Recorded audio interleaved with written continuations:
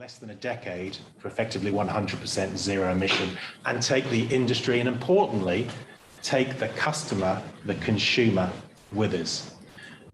That isn't easy because when you're trying to move, such a transition at the highest pace, there's always a lot of uncertainty. This is a new technology for many people, and it's an increasingly complicated choice of technologies. To a certain extent, when you set a target of 8.5 years effectively left, you're effectively dictating that it should be battery electric.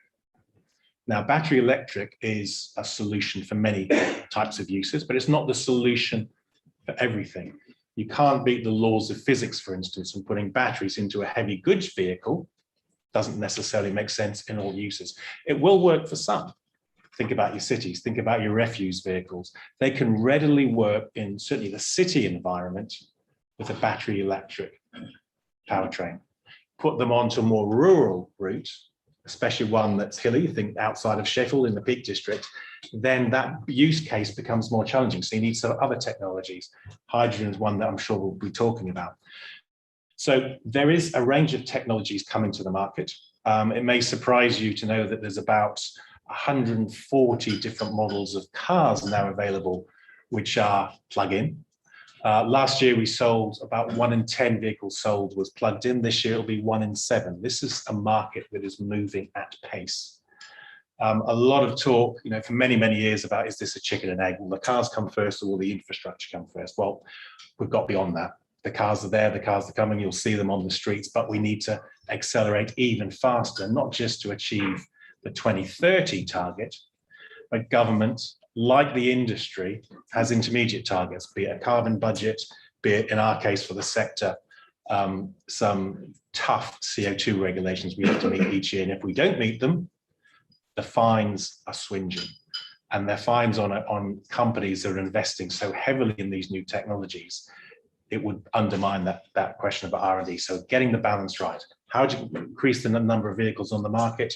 How do you address that need to ensure you have a healthy industry?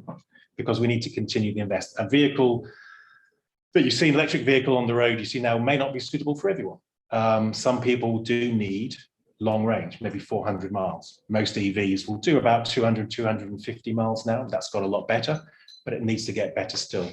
And above all, they need to be affordable.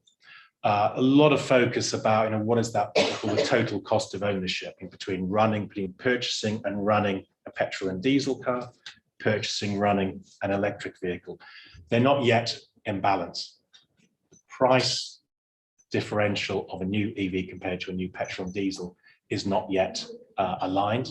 The total cost of ownership, therefore, is not yet in balance, not yet even, and that's many people a major problem. So one of the things that we're clearly looking at in terms of public policy is how do you incentivize more people to make the shift?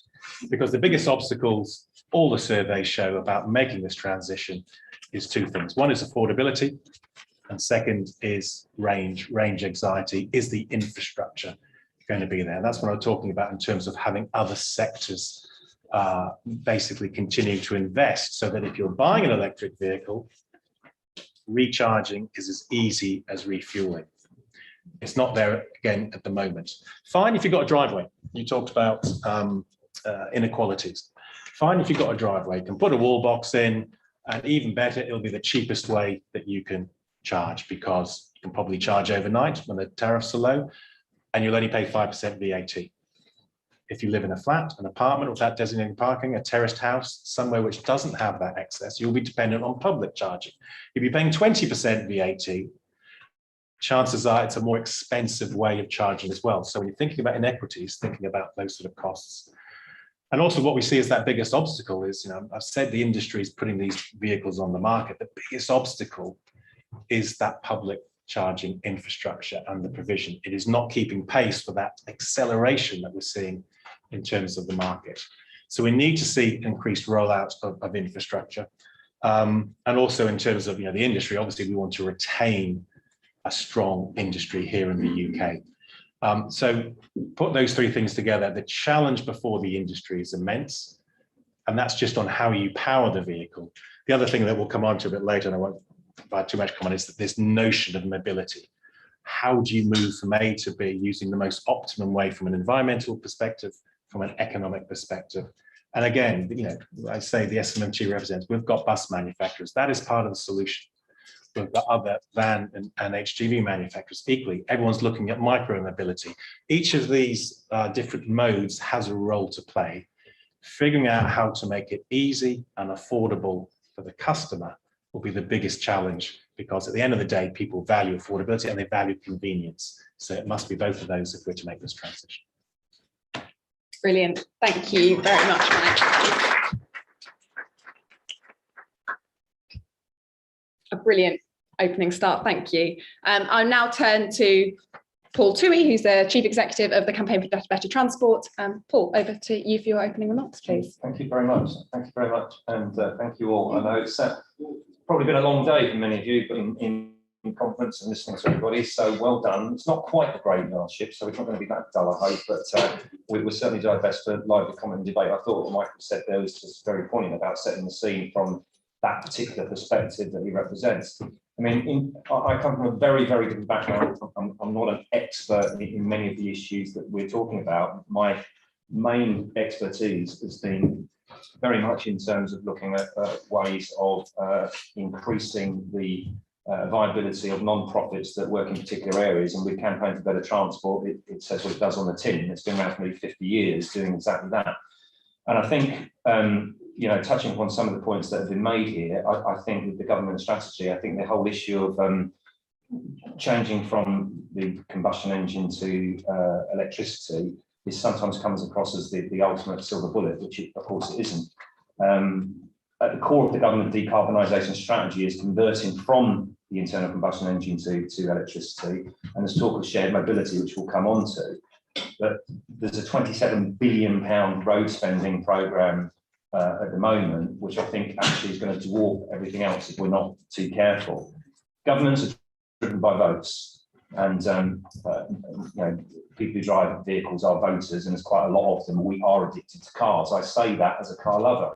I was just saying to Michael in the preamble before we spoke, I really enjoy driving. I think it's one of the most incredible liberating things you can have. I've still got my Volkswagen Beetle. That was my first car I bought when I was 20, and that will stay with me. I love it. But it's not a question of owning cars, it's how and when you use them. So where do we start with this issue? I think the first thing from my perspective with Campaign for Better Transport is we start by recognising that public transport is actually about social justice. There are a huge number of people who don't have a car. Half of people on low income don't have a car. So we really need to sort of get real about this, because it tends to be driven somewhat by a slightly sort of more middle class sort of mantra of how we should live and breathe and do things. And I don't think that's quite right when you want to have an equitable society that's good for everybody. Over 50%, as I said, of people on low incomes don't have a car, and we need to support people to be less reliant on cars. One of the litmus tests for that, I would argue, is the school run. Where did that all go wrong? When my two kids were walking home from school, people stopped in their cars saying, "Where's your mum and dad?" Because I thought it was so peculiar to see children walking home without a parent. The perception of safety and so on was driving that one. That was, with stranger danger and all that going on about. I mean, my kid's now 30 and 27. But that was even then. It's got worse now. So if you really want a litmus test about how well we're doing with better transport, it's when more children are walking or cycling or taking a bus or a train or the lot to get to school, depending on how far you've chosen to move in order to take your kids to school. So I think that's a real big litmus test. The other litmus test is when it costs less to take a train somewhere than it does to take a plane in the UK. How mad is that? 29 quid. Birmingham to the coast, to Newquay on a plane, 29 quid, or 200 if you want to take a train. You're not going to get people to go green if you don't get the price and affordability right, are you? So there's another key litmus test that we've got to look at. We need improved and affordable public transport. We need car clubs. We need private hire when cars are needed. The government transport strategy has got to help empower local authorities, because they need to improve their capacity and capability within the local authorities themselves. And Campaign for Better Transport has just done a big project on the capacity and capability of local authorities, and it doesn't make very healthy reading. So we need to plan a transport hierarchies in towns and cities that begins with walking and cycling and moves to buses and trains in a joined up, interconnected way. And of course, the car has a perfect place in there, and the car has the place which is at the top of the hierarchy when you can't do any of the others, and those modes aren't possible. Society's problem is we've really given most affordances down the years to the car. We've built towns and cities for them with giant supermarkets and stores with nothing but car parks.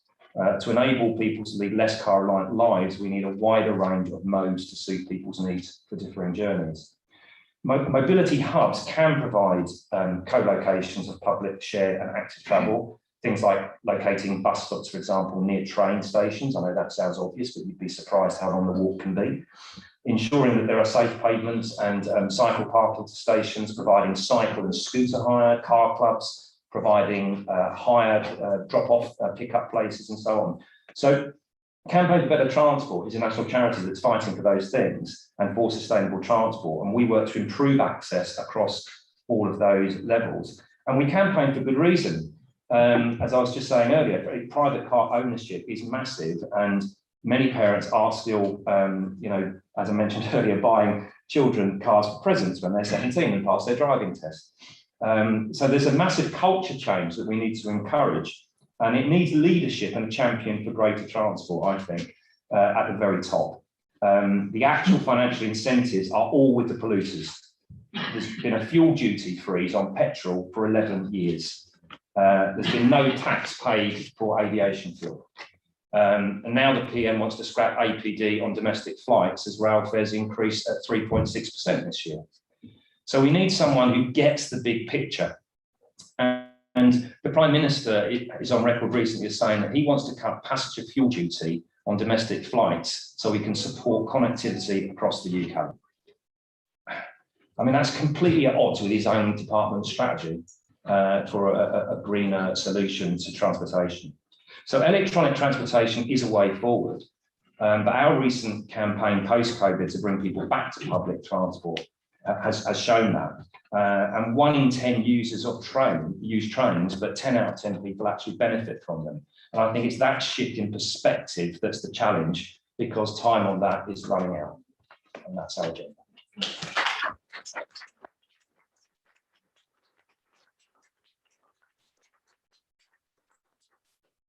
Thank you so much, Paul. And you touched on so many issues there that I'm sure that we'll want to come back to in more detail in some of the questions as we move into the second part of the event. But first, I'd like to introduce Chris Hook, who is the Head of Vehicles and Clean Air Lead at Uber. And over to you now, Chris. Thank you very much, Becca. And just echo what's been said, very grateful to be here. First time I've spoken to a live audience for a couple of years, so happy to not be speaking to my laptop for a change. I think I would agree with a lot of what's been said already. Clearly, transport has a huge role to play in the decarbonisation agenda that the country needs to undergo as a whole. A company like Uber, therefore, has a huge obligation and responsibility to play an active role in doing that. We believe that there's a lot that we can do and should do to make that transition happen and make that transition happen quickly. The problem immediately in front of us is how do we decarbonise the business and how do we move to a fully electric fleet. We've committed to doing that in London by 2025 and the rest of the UK by 2030. I would hope that we can get there even sooner.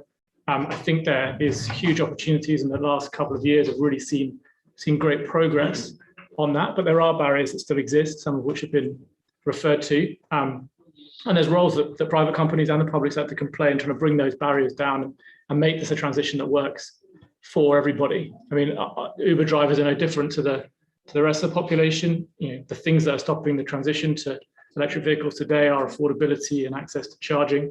Every time we talk to the driver population, there's huge enthusiasm about the move to electric vehicles and all the benefits that brings, financial benefits, the sense of contributing to this broader transition.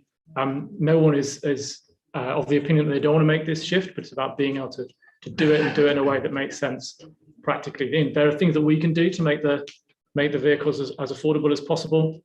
We've raised £150 million in a clean air fund to help drivers with the upfront cost of the vehicles, trying to reach a situation where that total cost of ownership does does work economically. We, working with the industry, with that ecosystem that Mike talked about, to make sure that everybody is moving in step. And promoting, electric options to the people who use Uber. 5 million people who use Uber across the UK. That gives us an opportunity to really champion the importance of a more sustainable transport system. We have options like Uber Green, where you choose and make that active choice to move into an EV. And then also working with us on infrastructure. I hope we get a chance to talk a bit more about the transition that's needed on that front as part of this conversation. I think there is clearly a huge challenge ahead of us in terms of the rollout of that infrastructure, and to do that at a pace that makes sense for everybody. We've already talked about, the fact that people with driveways and the ability to install their own chargers maybe don't face the same type of barriers as others. So a lot of our focus is on those communities which are not as well served by the market today and don't have the opportunity to charge at home. Trying to work with local councils and boroughs and parts of cities that need investment and need support to make that transition happen. And I think we talk a little bit here about the importance of working together as a public and private sector, and I think there's huge opportunities for us to do that. But all of that is really just about the first part of the transition, which is clean up the cars that do exist and the cars that will continue to need to exist to serve those journeys that really can only happen by car. That is only part of the solution, as we've talked about already.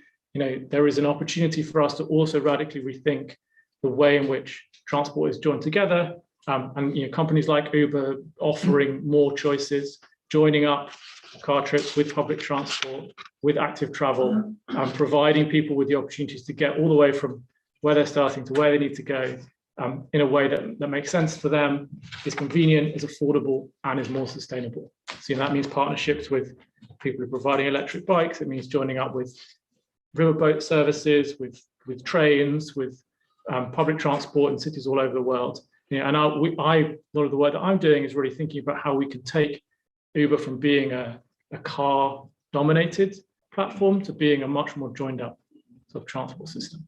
And then I would love us to have a chance to talk a bit more about where those opportunities really do lie in terms of the private and public collaboration. We've forged a lot of partnerships with other companies over the last 2 or 3 years who are working in other parts of this transition, be that charging or vehicle manufacturing or car financing, but also increasingly with governments at all levels to try and ensure that the transition happens and happens quickly. And I think there is clearly a need to do that. There's clearly a need for them to invest heavily in this transition, and if we're going to make it happen at speed. And I think there are lots of innovative opportunities there for us. So I'm very much looking forward to your questions, and hopefully having a good conversation about how we really do make this a revolution. Thank you very much.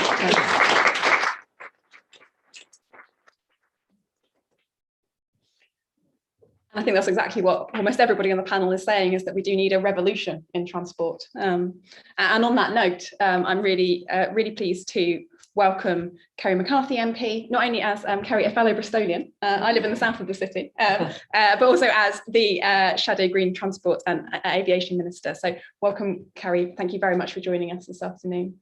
Okay, thank you. I should say I was originally given the aviation brief, but then there was like a bit of a reallocation of roles within 24 hours. So I didn't actually get around to doing anything. So I've shadowed green transport, but I've also got the roads brief as well, and active travel, which I think it is enough. And I suppose, the starting point for this discussion, the reason I was late was I was at another meeting about electric vehicles, and there's been a whole host of them. I've been running backwards and forwards on the seafront talking about EVs for the last couple of days, and I think it's really good that there's so much interest in the decarbonisation of transport, and we know that it's been a sector that has been, it's now responsible for the largest share of emissions, and compared to, say, decarbonising the energy sector, there's been very, very little progress in transport. And absolutely, if we're to reach net zero, there needs to be urgent action now. Labour was successful in persuading the government to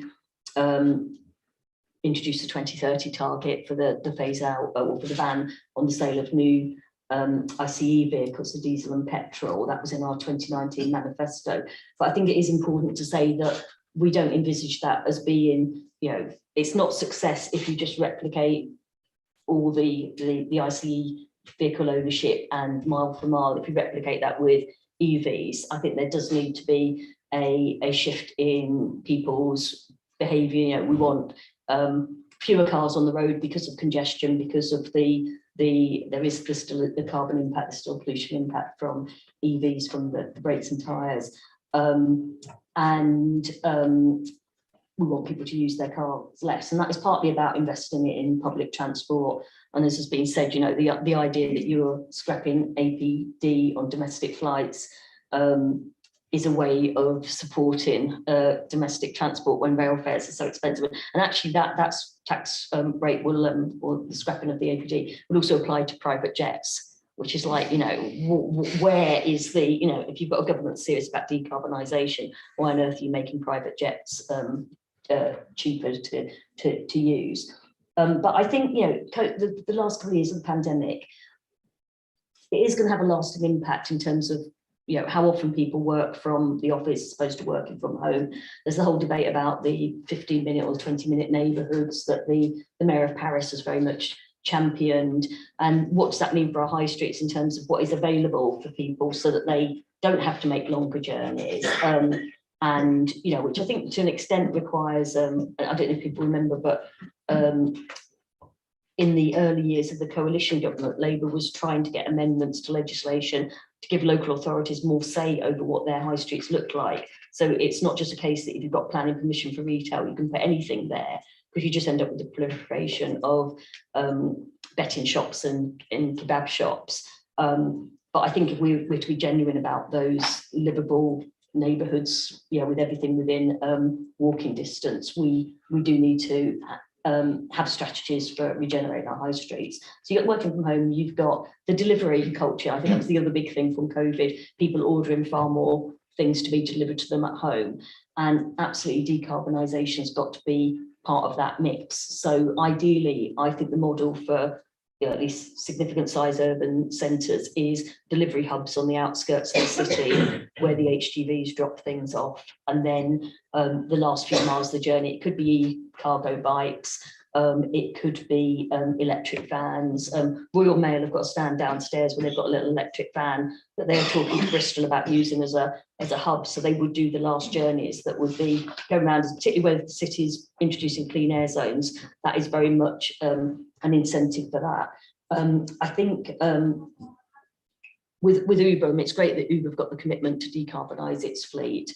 I know with the black cabs, again, the drivers are expressing similar enthusiasm for going electric. But when you've got people that have had a bad couple of years in terms of earning a living during the pandemic, so whether you're talking about cab drivers that own their own vehicles or you're talking about small businesses, you know, your classic white van man, if they've had, you know, income knocked for six for the last couple of years, there's a question about how you make it affordable for them to do that transition. And for bus companies as well, you know, bus companies were subsidised during the pandemic to make up for lost passenger numbers, but that just meant that they weren't operating at a loss. There's not an awful lot of money around to put into retrofitting their fleets at the moment.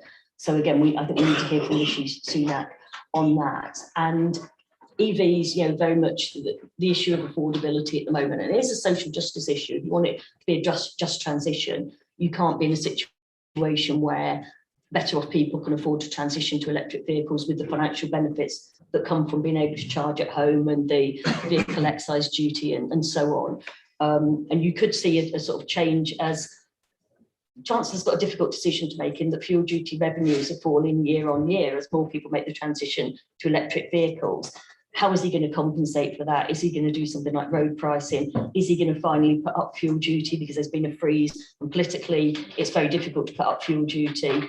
Or are you going to start taxing EV drivers in a different way, in which case, where's that incentive for people to shift to EVs? You know, you're starting to lose that. So that would be going in the wrong direction. But I think we need to hear from him on that. You know, charging infrastructure is very patchy. You can't leave it to the market to provide all that's needed. A third of the charging points at the moment, public charging points, are in London.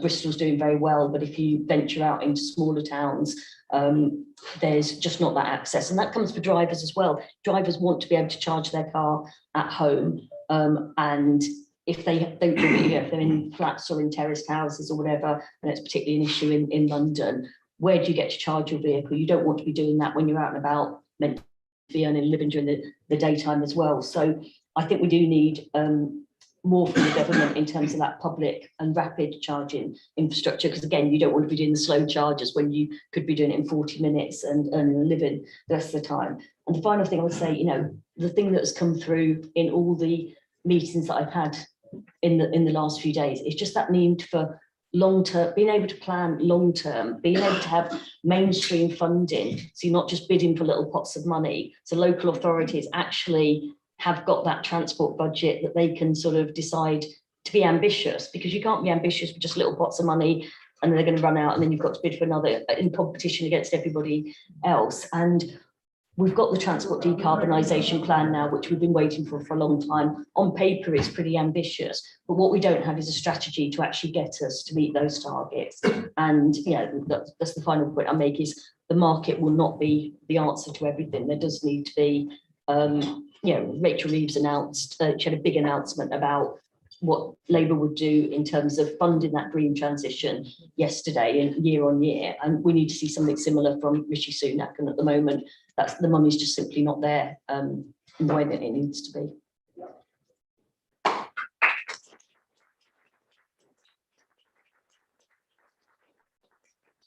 Thank you so much, Kerry. In a moment, we'll turn to the floor for questions. Whilst you gather your thoughts, I have a quick question. As affordability seems to be such a key theme, I just wondered if anyone on the panel, and I'll come to you first, Paul, if that's okay, had any sort of additional thoughts on the kinds of policies you'd like to see to support people to be able to afford to own or use but not own electric vehicles. Any thoughts on what sorts of things you'd like to see happening to make that to address that affordability question? Yeah, I think that touches upon part of what I was saying in my opening remarks about local authorities needing to have the ability to really engage with car clubs and hire and lease vehicles that make it easier, that you don't have to necessarily own a vehicle, but you've got one. And that also brings in the infrastructure, hello, one of these, you know, which we can use in our cars, Google Maps, we know where we're going to go, we know when there's a traffic jam, it will tell us go off somewhere else. We need that kind of infrastructure for ticketing on trains and buses, and we need it for this sort of thing, where in urban areas, if I was living where I was brought up in Battersea and Clapham now, I don't know what the hell I'd do with a car. I really don't. I just think I still want one. I don't know how I'd do it though, if I'm being honest. But when it comes to the day-to-day stuff, I'd be cycling, I'd be walking, and then when I need to go, when I really needed the car, it'd be really good if I could get on out and I'd have Uber at my fingertips and they'd be there. Away you go, or any other organisation that can do an e-car that's ecologically good and so on. So I just think the whole thing, the nub of your question actually boils down to the wider debate, which is we've just got to think the entire way we've ever gone about going around in cars differently from here on in with the whole crisis. And just having E in everything is not necessarily it, because you're still going to be in a tin box and still going to be millions of people doing that. You've got to think about the better ways to do it, but there will be a time and a place that we want our cars as well, and we'll need to have a system and companies and infrastructure doing it. And what's great listening to Michael and Chris and the companies here is the people I've engaged with, and we are a voluntary campaigning organisation, but I can assure people here that these people really are committed to wanting to do that change, and that's really encouraging. Brilliant, thank you, Paul. Chris, any thoughts from you on this? Yeah, it is a massively important issue for Uber drivers. I think two areas that we've been trying to work on is how do you think about incentivizing those who drive the most and making it affordable to transition electric miles, not just tin boxes. As Paul said, a lot of EVs are second cars. A lot of EVs are sold to people who could probably afford them without the grants. I think we need to really focus the support on those who can't afford to or could find it difficult to afford the transition, and who are contributing the most miles, and therefore decarbonising those miles has the biggest impact on the downward trajectory that we need to see in terms of emissions. And then I think secondly, the second-hand market still very, very nascent for electric vehicles. I think there's been rightly a lot of focus on ensuring that cars are manufactured and that they get it out there into the world. But we are now at the point where we need to start to see those cars come back and move through the second-hand market. And I think support for that is going to be really crucial in the next 1 to 2 years. Brilliant, thank you. And that crucial second-hand market might be something that we return to a little bit more as we go on through. But Kerry, any further thoughts from you on that affordability question? On affordability, yeah. Well, I mean, the fact that the government, I take on board your point that perhaps not everyone purchasing an EV would rely on the plug-in grant, but the government cut it from 3,500 to 3,000 and then again to 2,500. And the response the ministers gave for the reason for doing that is they felt their job was done, they'd stimulated the market enough. But as was said, if you want to have a serious number of second-hand vehicles on the market, you've really got to be pump priming the market for new vehicles now. Most of the purchases of EVs now are by fleet cars, so they're not private owners, which probably means they will come onto the second-hand market fairly quickly. But some of the things that Labour has talked about, and this is Ed Miliband's brief, is things like interest-free loans so that people can buy green cars, and maybe a pilot scheme, a scrappage scheme to encourage people as well on a piloted basis though.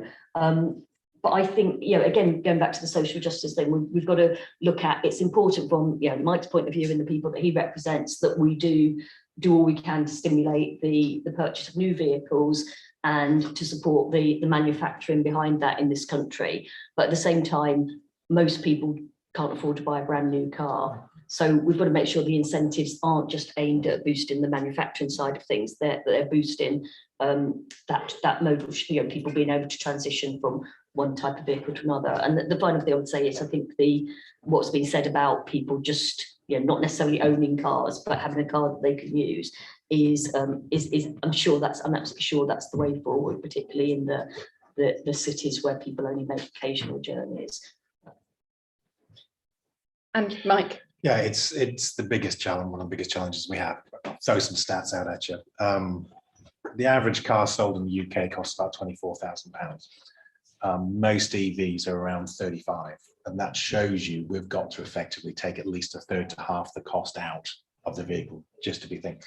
As Kerry said, most of that transition that you're seeing, I said, you're seeing increased take-up of these vehicles, but it's primarily in the business and fleet sector, because the company car tax and the benefits that you accrue nearly gets you to that point of equity between the two.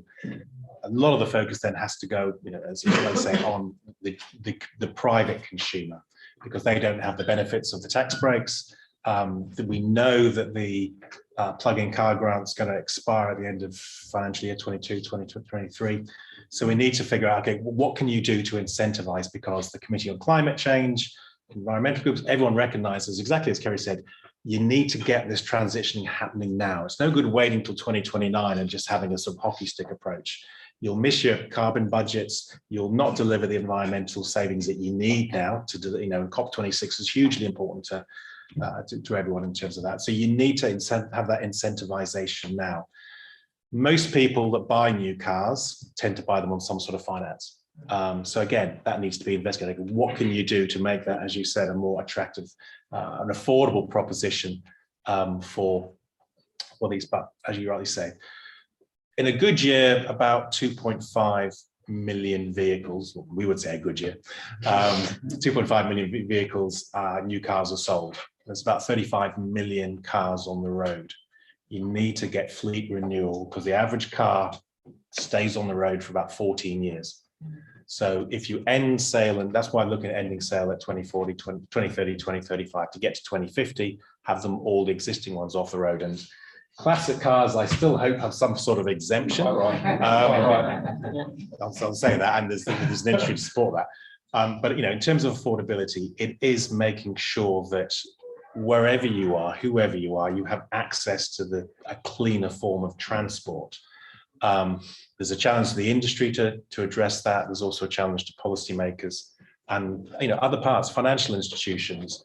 There's a range of different plays in here. It needs all of those elements. It does sort of cry out for some sort of strategy rather than just having a target. Thank you very much, Mike, for that provocation. I'm very pleased now to see we've got lots of hands raising. I will take a few at a time. I think the gentleman on the left-hand side, on my left-hand side at the back, was the first hand raised I saw. Thank you, Chair. It's a very interesting sort of discussion for the future for 2035. I'd like to address the issue of today, because if you go back, and I'll take the gentleman on the left, on your right-hand side, you made the comment in respect of the bus stop is so far away from the well. Why? The lack of communications. The issue is communications, communications, communications. It's all about linking with the people, the railway, the bus company, the council. Everything is about communication. And we've been doing things over the years now through isolation.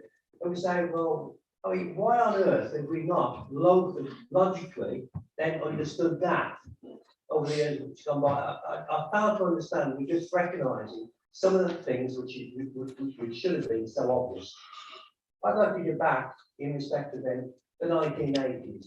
And I say for this reason, Maggie Thatcher years, the competitive tendency on everything. And does it make sense in respect of having one bus company then sort of competing against another? No. I also accept, going back years ago, my age sort of indicates that the nationalisation didn't work. It didn't work because we had it wrong. Nationalisation of today, what we talk about, can work, because at the end of the day, the subsidy we are giving on the transport of buses, we pay for it. We pay for it regardless, whichever way we look at it. And so, really speaking, it makes sense to nationalise the bus company and the railways, because with the current situation we have in the country, there's going to be more and more people then that will suffer through job losses, loss of pay, trains increases are going up, and so we need to be looking at that today. What are you talking about the future? Come on, one question, not a rant. If you don't mind, I'd like to sort of give a part of my experience back then to the committee. You'll have your chance in the moment. So anyway, I will try to conclude. Thank you. It's important that we look at today, and then obviously looking at the tomorrow is obviously just as important. So what I ask you to do, let's look at today, today's situation, and then sort of move forward in respect. And I have no problem with you. I'm from the car industry, 19 years in the car industry, so I do understand. I do understand a lot of the problems. It's no point in promising people if we can't deliver. Thank you very much. Thank you. I'll take a few more questions. There's yeah, Lara, I'll follow your lead. Thank you. Again, Policy Advisor at Green Alliance, and I wanted to ask about the zero emissions vehicle mandate, which has been proposed by the government and which hopefully will be confirmed in the net zero strategy. Does the panel think that that is a way of getting more cars on the road faster, therefore bringing electric vehicles to the second-hand market faster as well? Brilliant. Thank you very much. Hello, Angelo Alias from CLP. Just another statistic. So the National Grid Future Energy Scenarios is quite a good one to look at. In 2035, they estimate 32 million battery electric cars and vehicles, just to give you an idea of the size and scale of what we're looking at. I genuinely agree with everything on the panel. My additional point was just relating to quality, and I just wanted to do a little shout out for the work that myself and some others have done in Lambeth, where we've actually installed electric vehicle charging points on local authority housing.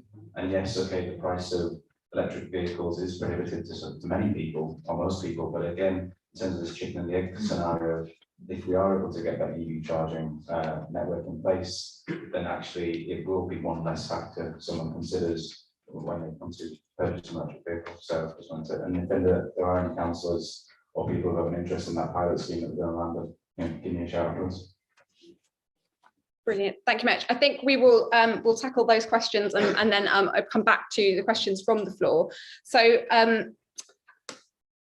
firstly, I think if we take that question around the need to link up services, so a more integrated transport system, and a nod from you there, Paul, so I'll come to you first. Any thoughts on that, but also any thoughts on the question from the woman from the Green Alliance around zero emissions vehicle mandate as well, if there's anything that you want to add to that. But let's start with integrated transport system. I'm going to pass on the second one. I'm not going to answer a question I can't answer. There might be other people better qualified to answer that one, so my apologies. But certainly for the gentleman at the back, completely concur with what the point you're putting across there at the beginning of what you said. And that is that governments and government departments right the way through down to local authorities are working too much in silos. I think that's the point I'm trying to get across. And it's one of the things that we're definitely doing work on a campaign for better transport, because DFT, believe it or not, the people that I've engaged with, they're fantastic. They're working really hard, but then they walk up, they put things forward, and they've got to deal with the treasury. And it's just like any job, you've got different people working in different offices, and they come from different points of view. So the bean counters against the people that want to get things done, and you've got to, at the end of the day, there is a budget, and there isn't. I was going to say there isn't a magic money trigger. There really is. So yes, I think that encouraging people to do that. So what we did last week in trying to get over that problem was when I started 10 months ago with CBT, and I spotted that issue pretty quickly. I was talking to TfL, who's one of our funders, along with other organisations, bus, rail companies and so on, because we survive on donations. But I said, look, you can do some really good work in London, and we share that with other places. So we did a bus summit. The mayor very kindly came along, and it was great to see these very senior executives engaging with each other that hadn't been engaging before. And that's another problem, that we don't get things joined up more, you'll get things going in isolation. This whole issue that we're debating is not just about e-vehicles, it's about bikes, trains, buses, walking, everything. And there needs to be a strategy that has it all linked up in a way that people are communicating with each other better than they are. Brilliant. Thank you. Chris, I know you have some thoughts on those other parts of the system that aren't just electric vehicles as well, in terms of a more integrated transport system. Yeah, and I think, Paul is waving his phone around just earlier. There is a huge opportunity just from the technology that has grown up in the last decade that enables us to do that in a way that maybe hasn't been possible before. Perhaps we should have been having the conversations, but the technology is now very much there to allow people to easily understand all of the options that are available to them, to present them with those options in a way that makes sense. We'd like to see more in terms of the interoperability of that system, being able to make a payment that takes you from a bike through a car onto the train and off again. I think there's huge opportunities for us to do that and to tie it together. Some cities are making good progress on that journey. There are models that we can look to in the UK and overseas, but there's a lot more that we could be doing, and that will be the only way I think that we can really start to move to a system that gets us away from the need for so many people to own vehicles and to use them for short trips, especially in urban areas. Brilliant. Kerry, any further thoughts on that, and also on the point around nationalisation, if there's anything you wanted to pick up there? Yeah, Sam Tarry within the Shadow Transport team leads on buses, taxis, local transport, and he held a bus summit, I think maybe a month or so ago up in Manchester. And I think what's important is to not get too hung up on the actual ownership. So it's whether you're looking at the sort of Reading type model, whether you've got municipal ownership of the bus company pretty much, but it's about control, isn't it? And we had a dinner with various bus companies and council leads last night, and it's really about whether we can move to like the sort of situation you say when TfL, where in London you have far more, the metro mayors have, or the mayor has far more power over transport than the metro mayors do in the rest of the country, and certainly in the west of England. Our metro mayor there, we would love him to be able to have more control over the public transport. That doesn't necessarily mean owning the bus companies, it just means that controls over the franchising and having the budget to be able to sort of subsidise routes that would never be run on a commercial basis. In terms of Agat's question about ZEB mandate, I think Mike's probably best placed to answer that, but that's certainly something that we've suggested could have a real impact in terms of accelerating the production of EVs. But I think it's, I mean, we had a really good discussion over lunch today, didn't we, Mike, about the whole EV supply chain. You know, it's from the, you know, supporting the, you know, lithium mining in Cornwall, the skills that are needed in terms of the manufacturing process. We had a, you know, you know, all the various components and what's made in this country and apprenticeships and so on. It's really got to be, I would say, a sort of very interventionist, forward-looking strategy that covers all those bases. And Mike can talk about that better than I can, as well as just having, you know, I suppose what I'm saying is it's not just the stick of the ZEB mandate that means they would have to move production. You've got to actually support the industry to do that. And in terms of what was sort of said about Lambeth and you know, providing charging points in terms of the social housing, yeah, I think absolutely, you know, we can't just rely on people being able to charge at home. I don't know whether the one of the issues is it's cheaper to charge at home because you've got VAT at 5% rather than 20% on public charging points, and you're not at the mercy of the market in terms of how much they charge you to charge. And I think, again, you know, that is a social justice issue, because the people that are less likely to be able to charge at home are the people in flats and terraced houses rather than people in big houses with drives. There's some conversation about whether the government should be mandating all new build housing to have charging infrastructure attached to it, which I think is interesting. There's also one, just sort of into that, I had an interesting discussion with a company once that was looking to almost do like Airbnb for charge points. So if someone is able to charge at home and there's people around the corner that can't and they've got to drive, well, perhaps, you know, there could be some app where people could all go and use their electricity. You know, I'm not sure how that would work. I did ask the government whether they thought of that, and they just sort of said, yeah, not interested. But I quite like that. You know, again, it goes back to these sort of 15-minute neighbourhoods where it's kind of like a self-sufficiency at a very local level, which is a mixture of public state provision, but also almost like a communitarian approach where everyone's sort of helping each other go greener. Yeah. So many different elements to the idea of sharing. Yeah, exactly. Yeah, there are. I'll pick out a couple of the points. First one, the point on equality. Absolutely. The majority of charge points are in London and the southeast. Yes, they're growing in other provincial cities, but there's swathes of the country which don't have anywhere near the adequacy that you're going to need. So there is a geographic equality that needs to be addressed, and also, you know, the social equity in terms of, you know, affordability and so forth. Your point about integrated transport policy. I think there was an episode of Yes Minister back in the sort of 70s, 80s looking at integrated transport policy. So it's been a running sore in public policy for many years. But you know, what we are clearly seeing at the moment as a result of the pandemic is, you know, a real crisis in the bus industry, because for much of the last 18 months, governments have been saying, don't use public transport, don't get on trains, don't get on buses. Ridership levels are really low. As a consequence, the operators aren't purchasing vehicles. As a consequence, the bus manufacturers aren't selling, you know, aren't making them. And they're saying to us, look, you know, we'll make electric buses, we'll make hydrogen buses, we'll make hydrogen, whatever anybody wants, we will make, because that is a sector that can transition relatively quickly, because again, the technology lends itself much more early, doing depot to depot and so forth in that subject. So there's, you know, the government has said there's £3 billion for bus investment. We're not seeing it, and it needs to happen. It needs to happen quickly.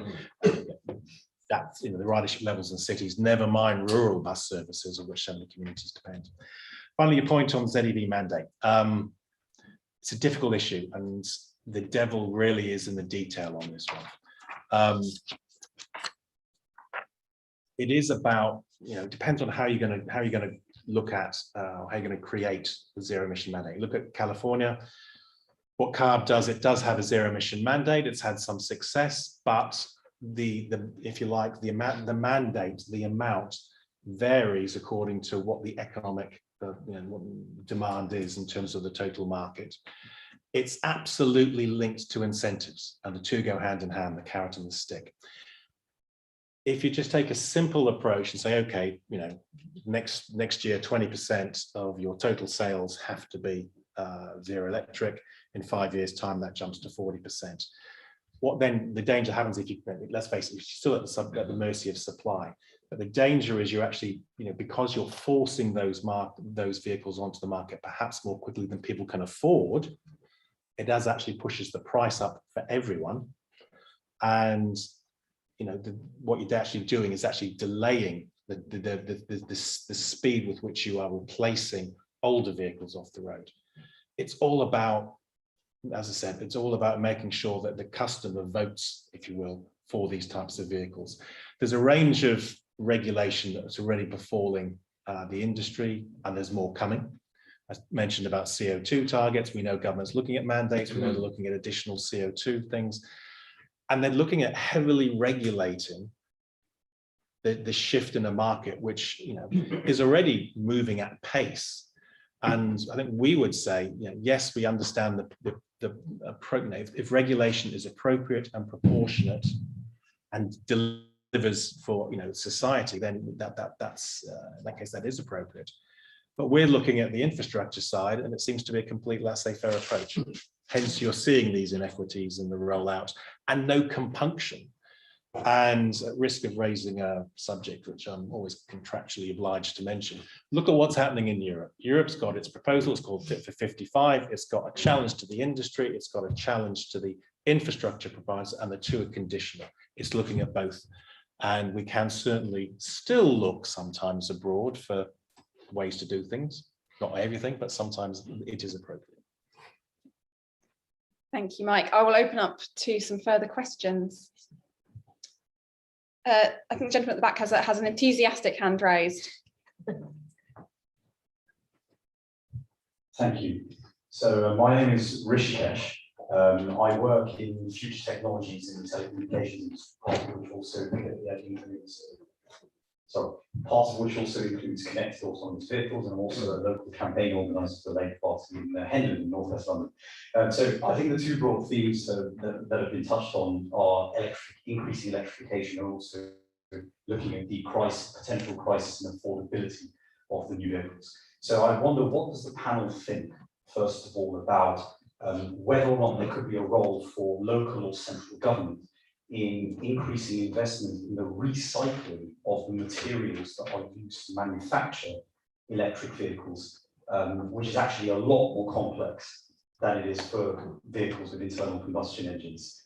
Actually understanding some of the chemical processes involved, such as pyrometallurgy, to try and increase the scale of manufacturing, and whether or not there should be investments in lowering the cost of battery technology, so that the production costs are lower and therefore the cars can become more affordable. And on affordability more generally, given that the panel also mentioned the notion of a revolution in transport, is it feasible, or does the panel think to what extent does the panel think it's feasible to migrate from a financial model where you incentivize ownership of vehicles and moving to a new generation of usage where it's actually more mobility as a service and subscription based, and I can call a vehicle whenever I want one, rather than having a hunk of metal sitting on my drive 95% of the time. It's just an asset that's depreciating in value. And so what does the panel think about those issues? Brilliant, thank you. We'll take a few more questions. Yes. Hi, good afternoon, Lydia, from the Association of Convenience Stores. We represent several fuel retailers and petrol forecourts. I'm interested in the panel's view in how we can encourage petrol forecourt retailers to invest in infrastructure to provide charging points at their forecourts. The current rate system means that if businesses invest in this infrastructure, it will mean that they will have to pay higher rating bills, and that obviously de-incentivizes them taking the choice to install charging at their forecourts. And so I'm really interested to understand, firstly, how we can avoid giving them higher cost of business rates when they invest, but also what other opportunities there are to support forecourt retailers in increasing the prevalence of EV charging at their forecourts. Thank you. Brilliant. Thank you very much, Laura. Just to your left. Thank you. Hi, thanks. My name is Kate from the Older State Group. There's been a really common theme about shared mobility, and I just wondered what that actually means for each of you in terms of policy priorities. How do we actually reduce the number of vehicles on the road? Brilliant. I think we'll take, there were quite a lot of hands raised, so Laura, I think we'll take one more if that's okay. The gentleman in the purple tie, just in front of you, sorry. You can't see his tie because he's facing the other way to you. Sorry, it was, and I thought it was purple, perhaps it's not even purple. Sorry, Laura, that's not a very good direction at all. Hi, Matt, Cambridge CLB. I've heard quite a few times about a scrappage scheme, but not heard any details. I just wondered if the Labour scrappage scheme would be targeted, maybe towards cars that don't run on E10 and 20 fuels that are a bit cleaner, and cars that maybe not classic cars, but those cars that it's kind of like almost scrap cars you buy as a second hand as your first car when you're young, but realistically it's going to end up in a scrap heap soon enough. Thank you very much. I'll come to all panelists for your thoughts on the policy priorities for shared mobility, but in terms of the role of investment in recycling within the manufacturing industry, Mike, if I come to you on that point, and then if there's anything else you want to touch on, but yeah, start with that one. It's a very good question. As a rough rule of thumb, look at the total carbon footprint about a vehicle. It's 15 to 20% in production, 70 to 80% in use, and about 10% end of life. Give or take. It varies a bit, and batteries will affect that dynamic a bit. The entire industry is already has been on the hook for 20 years now, that 95% of the materials has to be recycled, so it ends up somewhere. What you're getting at, though, I think, is about using recycled material in production and how you recover the rare earths and raw materials, which, as you rightly say, is incredibly expensive. First of all, the UK doesn't have a battery recycling facility of note to be able to yet, and that's something. It's if anyone here is is thinking about this is a massive opportunity. We need that. The rest of Europe, needs increasing investment in that. So we do need to have that facility. The entire industry is looking at the circular economy in terms of what more you can do in terms of remanufacturing, and it's something of the forgotten child, if you will, of some of these environmental debates, because you can do a lot more about recycling, remaking, remanufacturing to use it again rather than choosing raw materials. And the cost equation, when you look at, everyone knows the two major elements that go into a battery that you need are obviously lithium and cobalt. Everyone's looking at alternatives to cobalt because it comes from difficult parts of the world, Democratic Republic of Congo mainly, yet there isn't a technical solution. So we do need to try and find ways of doing that, and also that would also drive down the price, because whatever way you look at it, this massive shift towards electrification is going to put greater demand on raw materials, and supply and demand, which way the prices are going to go. So the challenge then becomes, okay, how do you improve the manufacturing costs? You also asked about mobility as a service, and I think again the industry is wrestling with this issue because no one actually views it as a threat, but can you actually make it work? You mentioned about convenience. How long are people prepared to wait for a vehicle? And if if a vehicle is just driving around and you want to get vehicles off the road, how do those two issues equate? I think so. Again, I think the industry is looking to see what models emerge. Some of them have developed their own models. What was interesting was one in Germany, which BMW have been doing, which is about shared mobility and so forth. And they said it worked in just about all German cities, but the one city it didn't work in was Berlin. And that's because Berlin is a polycentric city for historical reasons. There's a number of different centers. And the model didn't work. When you're just coming in and out, it tends to lend itself much more readily to that. So it's not always straightforward. Pick up a couple of other issue rates. Petrol forecourts, business rates are an absolute nightmare. For the high street, for manufacturing, it's not fit for purpose, and interested in Rachel Reeves's, I think, review that was announced yesterday. You know, that needs to be addressed 100% in terms of that. And finally, if I could, just on scrappage, without preempting, there was a scrappage scheme in 2009, I think it was, which worked on because all of Europe had a scrappage scheme.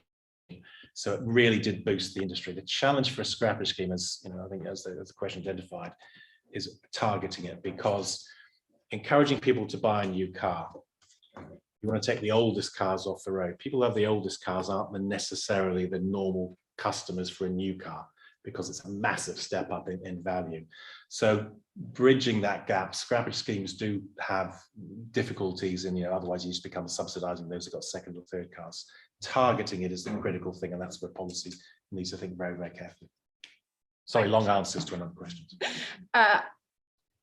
Kerry, on the scrappage scheme point, but also anything else you want to pick up on? I was just having a quick Google to see whether there was any more detail on what Ed Miliband had announced. It was a sort of announcement earlier this year, sort of springtime, about Labour's plans, and it was tied in with things like investing, part finance in 3 gigafactories and the low interest loans as well. But it doesn't seem to be much detail. It was something that Rebecca Long-Bailey also talked about, when she had that brief, but again, not much detail.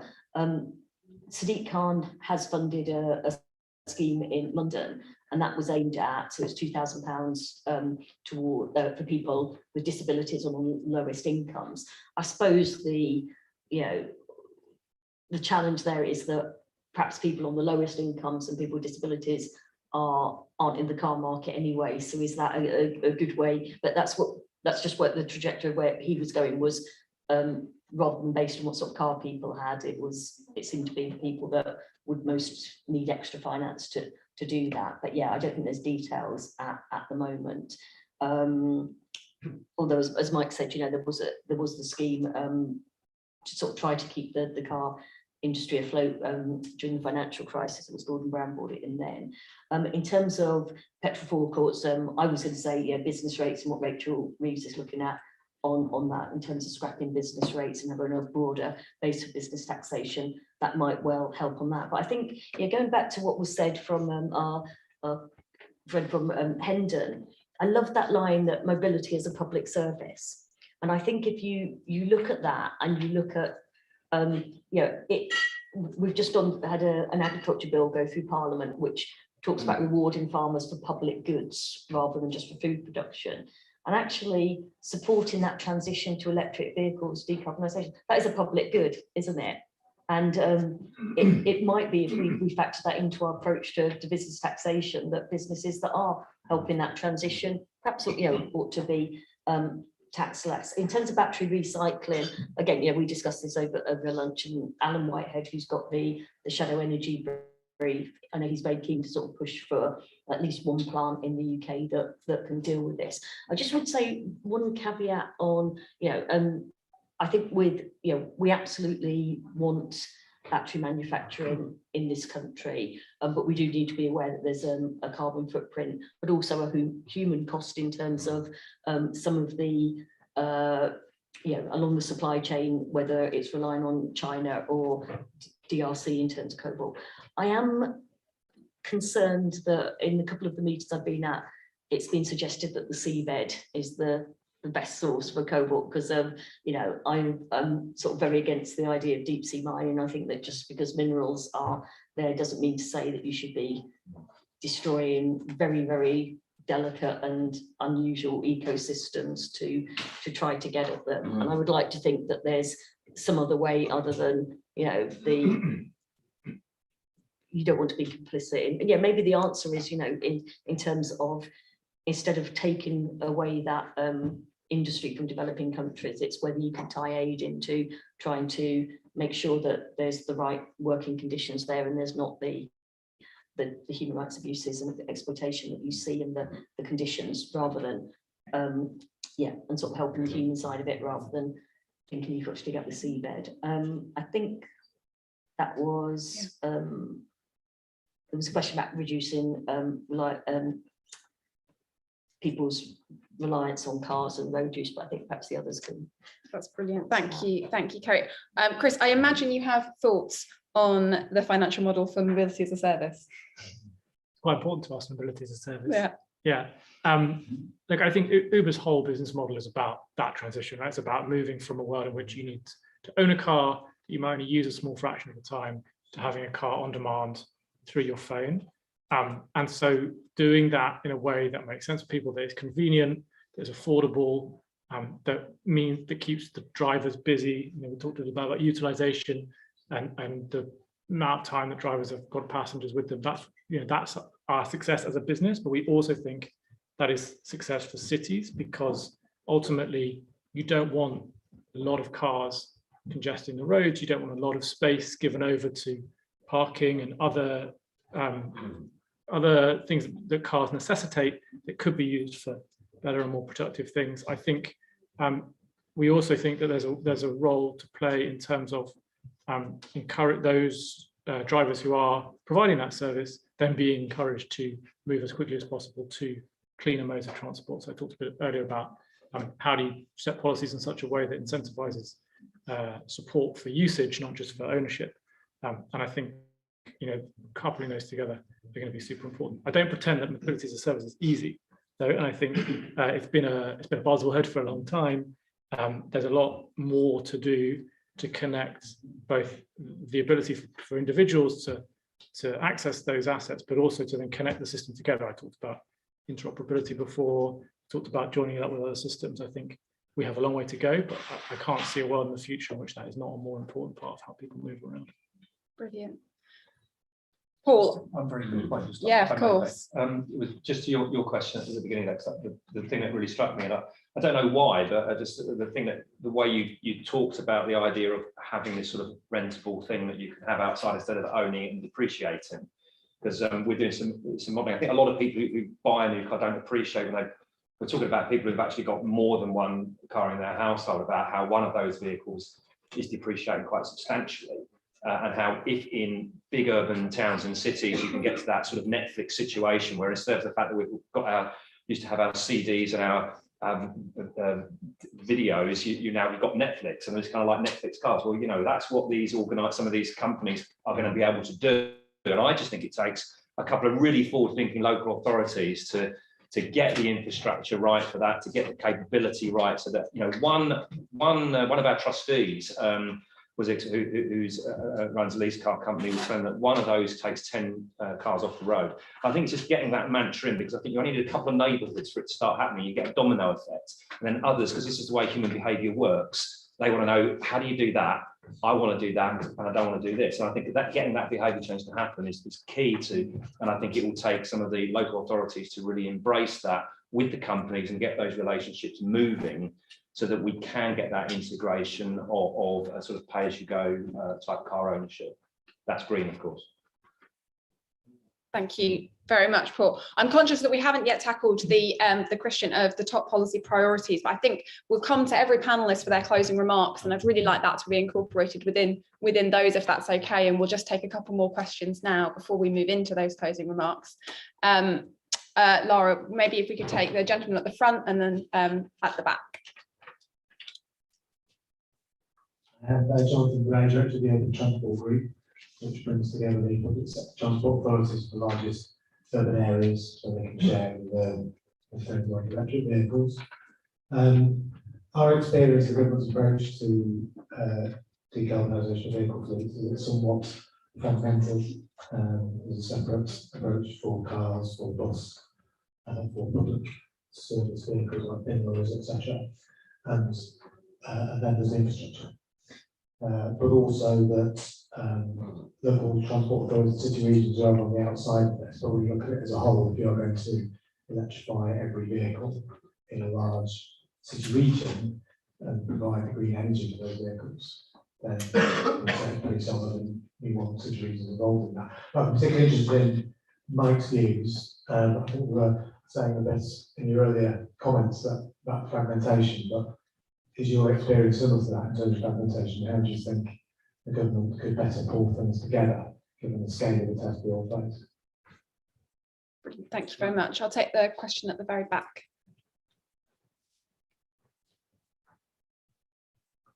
Hi, my name's Vic. I'm a nobody. Been having the conference for 25 years and become very cynical. But one of the concerns that I have is for ordinary working class people, people who are on low incomes. And although I've been to several of these now, there is an awareness of the effects on the relatively poor people. And in fact, I go even further than that. I would say up to, say, 90% of the unrich, the only people who really benefit from this revolution are rich people. They'll be driving their Bentleys, electric Bentleys through empty streets. Anyway, I've talked all night on this, but I've thought a lot about it and I've actually read a lot about it and everything else. I'm an electrical engineer by trade. I used to teach electrical engineering and now I'm retired. Yes, I am that old. How many of you on the platform come from a technology background? Because this is the problem, I think, with a lot of career politicians. They do humanities subjects and they don't understand technology and they don't understand the yeah, okay. Well, I'll put a couple of things. Do you know how you go on about buying second-hand cars? How much is the new battery going to cost in the electric vehicle? Well, I'll ask him, how much does the new battery cost? It costs about 20 grand. That's going to not much of a market afterwards. What about the fires that you're getting with lithium batteries? I'm going to interrupt now and bring that to a close. Thank you very much and thank you for bringing us back to that issue about the ordinary working people as well, which is something that I think I'm sure that will be returned to in the closing remarks. Mike, I'll turn to you first on that question around fragmentation. Yeah, it is fragmented. Basically, what we've got is, they've thrown out a target. It's not a target. It will be legislated, basically taking all petrol and diesel cars off the road 2030, stop selling from 2030, 2035, HDVs from 2040. There's a paucity of understanding in terms of both the market and the technology. Going back to the gentleman at the back, people don't understand the technology. And especially in terms of HGVs, whatever they are, they think, well, it's what worked for cars and vans will work for HGVs. It won't. Because the various different types of vehicle, I said before, a refuse vehicle on an urban route will work. A cement mixer won't work with a battery pack. So there's a range of different technological solutions. What we need is clearly a plan, a strategy, which brings all those different elements together. And that is what is sadly lacking. We've been sitting down with the energy sector, with those involved in manufacturing and so forth, to try and come up with something that was approaching a plan. We will feed that in. Government officials say they want it. If it sees the light of day, I'll be surprised. And just picking up the last point there about technology and so forth. I said before, the different types of technologies that are coming. We're just focused on what's powering the vehicle. We haven't really talked about the connectivity behind it, how that affects public policy. Autonomy, autonomous vehicles, how that. I was talking to the head of Highways Agency, Highways England, whatever it's called, it keeps rebranding, about the future. And he says, he needs to think now about what the communication to the vehicles are going to be like in 20 years' time. Will he need to build gantries over motorways? Well, if your vehicle's connected, the answer is no, you won't, because the connection's there. The technological aspects of the vehicle and its interaction with the infrastructure and hence public policy are going to change massively and quickly, and that's why you need to be abreast of it. Thank you. Any further thoughts? I'm looking to you, Kerry, but for anyone else on the issue around fragmentation? Yeah, no, I think that's absolutely right, and I think Mike's said that. I would just say, he just mentioned autonomous vehicles at the end, and I did went to do some test driving of some sort of semi-autonomous vehicles, in that you are driving, but you can take your hands off the wheel and they go into sort of autopilot. And I think that is fascinating. And again, when it comes to shared mobility, that might well be part of the mix, in terms of people wouldn't own their own autonomous vehicle, but it's something you'd hop into in a very futuristic vision of how transport on our streets is going to look like. Yeah. Thank you, Kerry. That's lovely. In which case, I will thank everybody for their questions and turn to our panel for their closing remarks. It would be lovely if within those, if you could just flag a top policy priority for you. I think particularly around shared mobility, but I'd quite like to broaden that out a little bit to for those of you who have a particular interest in reducing car ownership, and that may not be everyone quite so much on the panel as to a shared extent. But a policy priority around shared mobility and thoughts on reducing car ownership, and any thoughts that are directed particularly at ensuring that this is a transport revolution for all, and touching on that point around the ordinary person. If we start and we just work from my right, so we'll come to you, Paul, and we'll work our way down the line. Well, so on the broader, wider perspective of how you're going to get the whole thing to happen, there is a cause and effect here. And as representative of public transport charity, I would say that from a policy point of view, one of the biggest things I'd like to see is a fare freeze on public transport. Because I think we just need to help make transport more affordable on public transport, and a fare freeze for 2022 would be good. We need ticketing solutions to be sorted out quickly. 55 million different tickets is a bit stupid, and the technology needs to come in. And I think private sector and business companies can help us with that. And I think there needs to be that fusion between the private sector to help the public sector, because at the moment it is a bit of a mess, and it does need a lot of forethought and planning. And I think we've touched on the fact that some of that planning is good, but it's not necessarily joined up. And it's part of our role as a campaigning body to try and help, not just be sort of angry campaigners, but to actually be a critical friend in helping get the solutions that we need, because the next 10 years is going to be a fantastically radical change in how we move about. It's going to happen whether we like it or not, and we just got to make sure, if you pardon the pun, that it's not a car crash. Yeah, I think that obviously we have a vested interest in vehicles, but some of the issues and themes we're talking about, like shared mobility, that don't necessarily mean a reduction in the total number of vehicles. It's about the trips that you use, and that's where you need to blend in the different forms of transport. Now, in terms of sort of policy priorities, obviously we talk about affordability. That's about a commitment to ongoing incentives. There is a massive commitment to infrastructure. If I had but one policy request, though, and that is, and we did talk about this at lunch, that's about being transparent. Fuel duty revenues and vehicle excise duty contribute about £35 billion to the exchequer every year. They're going to fall off a cliff from about 2026 on. So let's have that debate, the discussion about how you're going to move taxation from the fuel to the mobility, and use that to address the inequities that are in the system. So yes, maybe you do pay more if you're going to use the M1 at 4 o'clock on a Friday afternoon. Less, where on a rural road where there is no alternatives. I mean, it's a grown-up conversation that needs to be had. Whatever, I didn't know, we're fairly, we don't have the solution other than the technology exists to have a more sophisticated approach than is currently being used. And we're just on the back of what you're saying there, Mike. We've just been funded over the next 12 months. We're going to be carrying out a major piece of work on what we're calling road pricing, about, as you said, there's a cliff face. We need different ways to raise revenue, but there's been no real studies and work done, and not on just how you do it, but how you sell it to the public. If you go out and start saying road prices to the public, it ain't going to work.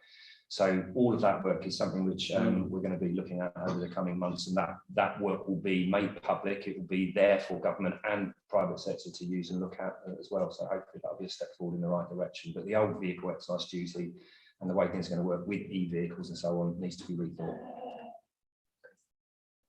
I'd agree with a lot of that. I think from our perspective, Uber is ultimately a shared mobility platform, and so the priority really is for us to ensure that can transition to an EV cleanest option as quickly as possible, and for the support that I think does need to continue to exist, to be targeted at those who are using those vehicles and using those vehicles to provide that shared mobility service. On the point about how do we make this work for everybody, I've worked in sustainability for a long time. I took this role at Uber because I felt like it was a chance to prove that EV was not a niche technology.